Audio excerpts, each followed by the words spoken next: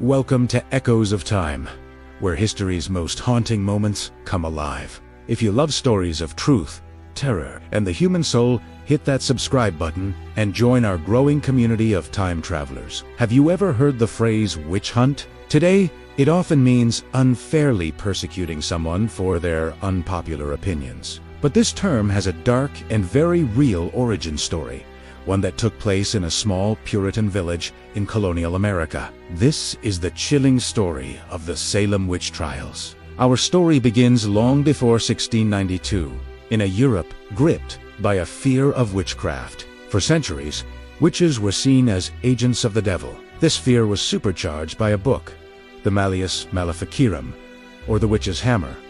Published by two monks in the late 1400s, it was essentially a guide on how to find, prosecute, and eliminate witches. It blamed them for everything from crop failures to the deaths of children. This book lit a fire, sparking the great European witch hunt, which saw tens of thousands, mostly women, executed. This very same paranoia and hysteria would eventually cross the Atlantic and find fertile ground in a village called Salem. Welcome to Salem Village, Massachusetts, 1692. A community of strict Puritans who believed the devil was a real and constant threat, always looking for a way into their godly society. Life was hard, and tensions were high. It was a powder keg waiting for a spark. That spark came from a group of young girls, including the local reverend's daughter, Betty Paris, and her cousin, Abigail Williams. Following a fortune-telling game, the girls began to suffer from strange fits, complaining of being pinched and pricked by invisible forces. They'd scream, contort their bodies, and hide under furniture. When a doctor couldn't find a medical cause, he declared the girls were bewitched. Under pressure to name their tormentors, the girls pointed their fingers at three women on the fringes of society: Tituba, a slave in the Paris household; Sarah Good, a homeless beggar; and Sarah Osborne, an elderly woman who rarely attended church.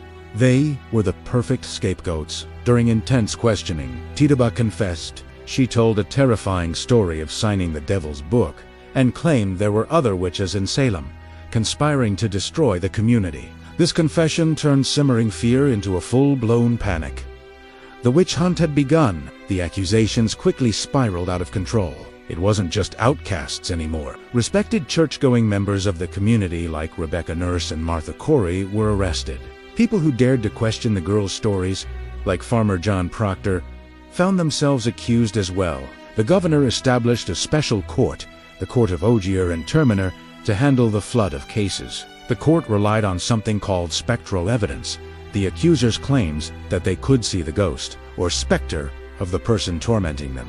This flimsy, unprovable testimony was enough to send people to their deaths. On June 10, 1692, Bridget Bishop became the first person to be hanged. Over the next few months, 80 more would follow, including Rebecca Nurse and John Proctor. One elderly man, Giles Corey, refused to enter a plea. His punishment was as brutal. He was pressed to death with heavy stones over 3 days. His brutal public death was a turning point. People began to seriously doubt the proceedings. How could so many respectable citizens be witches? Finally, the governor stepped in, dismissed the court, and disallowed spectral evidence. The trials eventually ended, but not before 19 people were hanged.